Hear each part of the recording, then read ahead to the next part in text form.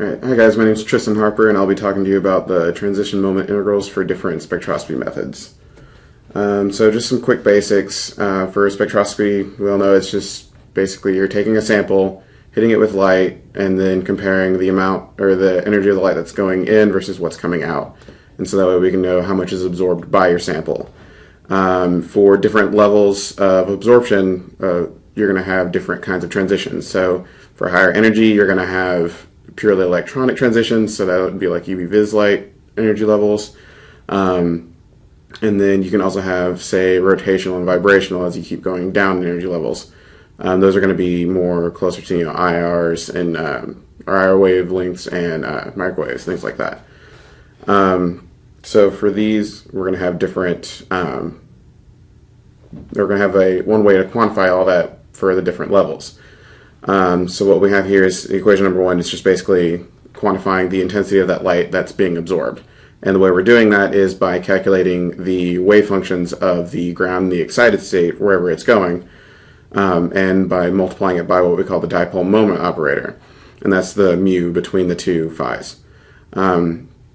Isn't it really messy? Because if you have a lot of electrons to accommodate for, you're going to have a lot of energies to deal with. So to do that a little more simply, we do what we call the Bohr-Oppenheimer approximation, which actually splits up each wave function into its electronic and its nuclear contributions. And so that way we can actually tell, what energy is coming from where. The dipole moment operator, as you can see, is described in equation number 3. What it does just basically talks about how the charges move in the Cartesian plane.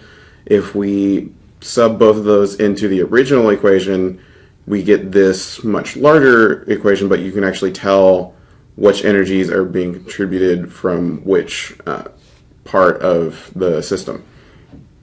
But what we can do is we can actually make some assumptions to simplify it and make our lives a little bit easier.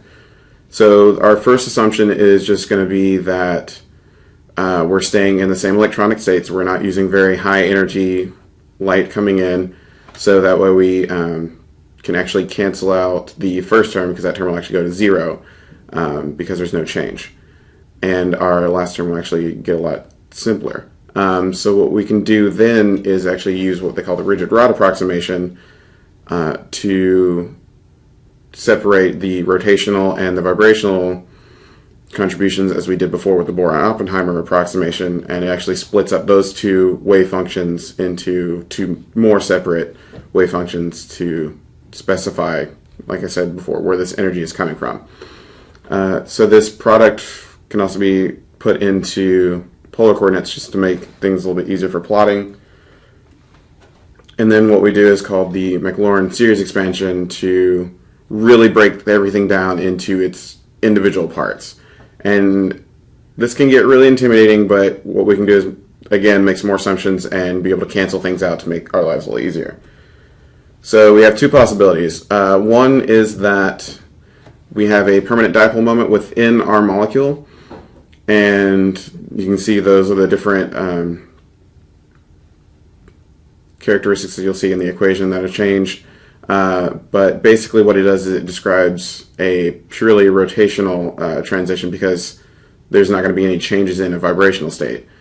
The energies of these can be quantified using that equation, where it's just dealing with the different quantum numbers of the electrons in the system.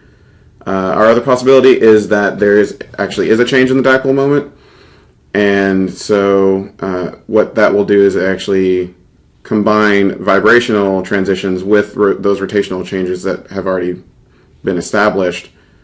And with those vibrational transitions, you got to remember that they have to go from an even to an odd function to be allowed. If they're not allowed, they technically will still happen, but it'll just be such a weak signal that you won't be able to see anything from it. And then for our other possibility, which is those high energy electronic transitions, your second term is actually going to go to 0 because of those two wave functions are actually going to be orthogonal to each other. So when you take the integral of them, it's just going to go right to 0, cancel out that whole term, makes things easier. So what we can do is split up that first term into its two separate parts to know what we're dealing with. So the first one is going to be dealing with the symmetry of the electrons in the system with respect to their inversion center. And so if they are going to be even or odd, they'll determine if they're allowed or forbidden. Since the dipole moment operator is always odd or ungerade, if you have, say, two ungerade wave functions, then it's going to be forbidden, because you're going to end up with an odd product. And if you have an odd product, those are always forbidden. So what you have to do is you have to have one that's ungerade and one that's gerade. For our second integral, that first term, that actually describes the vibrational and rotational contributions of that transition that are tailored, or that are accompanying the electronic transition. And what those basically do is it's describing how the nucleus is actually vibrating and rotating with respect to the electron as it's going through its transition. So if our electron is going into a higher energy level, the nucleus is going to have to kind of move to accommodate that, but since the nucleus is very heavy, it's not going to be able to move as fast as an electron. So it's going to take a little time to adjust, and that's actually going to throw off the dipole moment as well. So I would like to thank you guys for your time and attention, and here are just some quick references for where I got my information.